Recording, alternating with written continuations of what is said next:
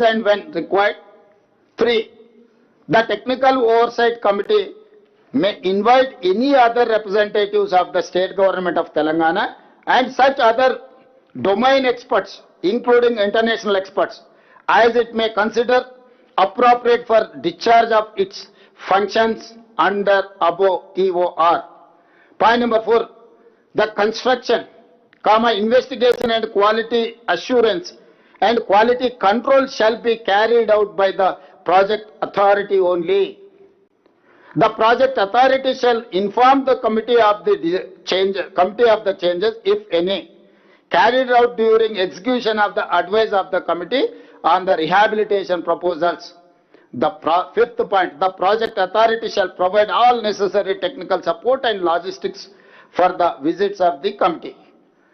Manoj Kumar, Senior Joint Commissioner, so and so, ఇది ఇచ్చి June 30 తారీఖు నాడు మీరు తమాషాలు చేయకండి, తైతక్కలు ఆడకండి, మీకు తెలివితేటలు ఉన్నాయి, 80,000 పుస్తకాలు చదివినాం, సావు తెలివితేటలు ప్రదర్శించకండి, ఇప్పటికి ప్రదర్శించింది సాలైంది, సాలించండి ఇంకా మీరు అని చెప్పి నివేదిక తర్వాత ఇది జూన్ 30, 2026 నాడు 11 రోజులు అయింది. ఇవాళ 11 తారీఖు వేసుకుంటే 11 రోజుల క్రితం స్పష్టంగా government of India Jal Shakti ministry ఒక అథారిటేటివ్ కమిటీని, సాంకేతిక నైపుణ్యం వాళ్ళు ఉన్న వాళ్ళందరినీ కూర్చి ఏర్చి కాళేశ్వరం ప్రాజెక్టు పునరుద్ధరణకు కంప్లీట్గా ఒక సిస్టమ్ని అడాప్ట్ చేసుకొని రాష్ట్ర ప్రభుత్వానికి సూచన ఇచ్చింది. ఇస్తాను. అదే ఇప్పుడు నేను అడుగుతున్నా మిమ్మల్ని పాత్రికేయ మిత్రుల్ని, మా ముందర 2 కమిటీలు ఉన్నాయి. ఒక కమిటీ నిపుణుల కమిటీ గిది, దీనికి ఎన్డీఎస్ఏ నేతృత్వం వహిస్తుంది.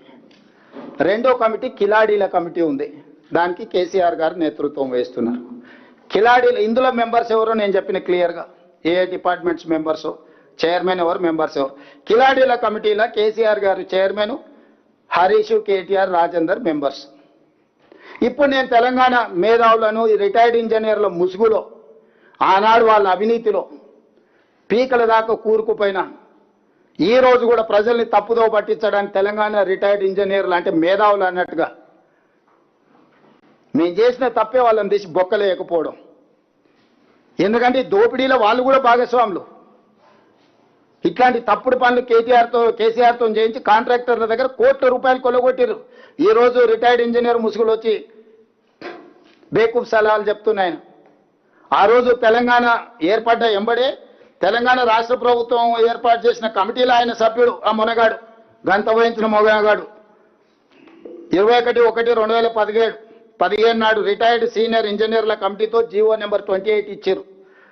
అందులో retired CE Anantaramulu, retired CE Venkataramanarao గారు, రిటైర్డ్ సిఈ చంద్రమౌళి గారు, రిటైర్డ్ సిఈ దామోదర్ రెడ్డి గారు, రిటైర్డ్ ఈ శ్యామ్ ప్రసాద్ రెడ్డితో కమిటీ ఏర్పాటు చేశారు. ఆ కమిటీ ఏం రిపోర్ట్ ఇచ్చింది? మేడిగడ్డ వద్ద బ్యారేజీ నిర్మాణం మంచిది కాదు, ఆర్థికంగా భారమే కాకుండా దీన్ని ఇక్కడ కడితే చాలా నష్టం జరుగుద్ది.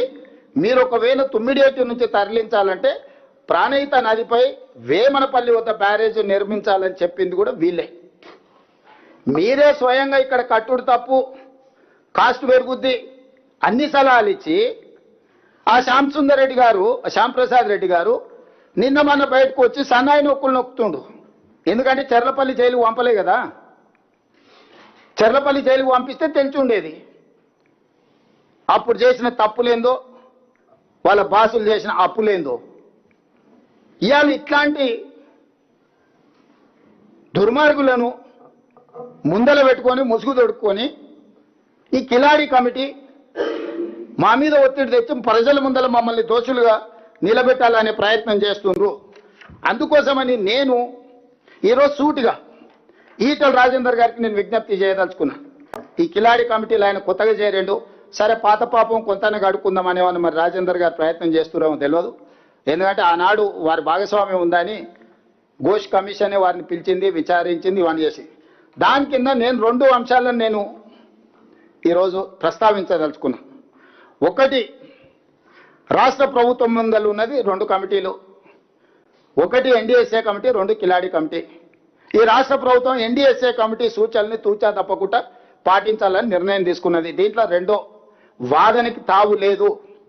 విస్పష్టంగా మేడిగడ్డ అన్నారం సుందిల్ల బ్యారేజీల విషయంలో పునరుద్ధరణ విషయంలో రాష్ట్ర ప్రభుత్వం ఎన్డీఎస్ఏ సూచనల మేరకు నిపుణుల కమిటీ ఆదేశాల మేరకే పనిచేస్తుంది తప్ప కిలాడి కమిటీల ఒత్తిడికి లొంగే సమస్యనే లేదు.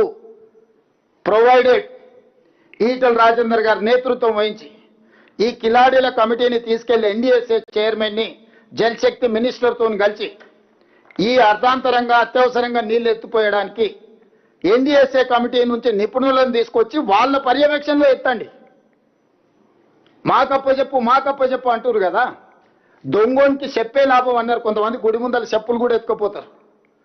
మామ అల్లులు అంతకంటే అతనికంటే గనుడు ఆచంట మల్లన్న అని మామ గుడిని మింగితే అల్లుడు గుడిలో ఉన్న లింగాన్ని కూడా మింగే రకం చూసినాం.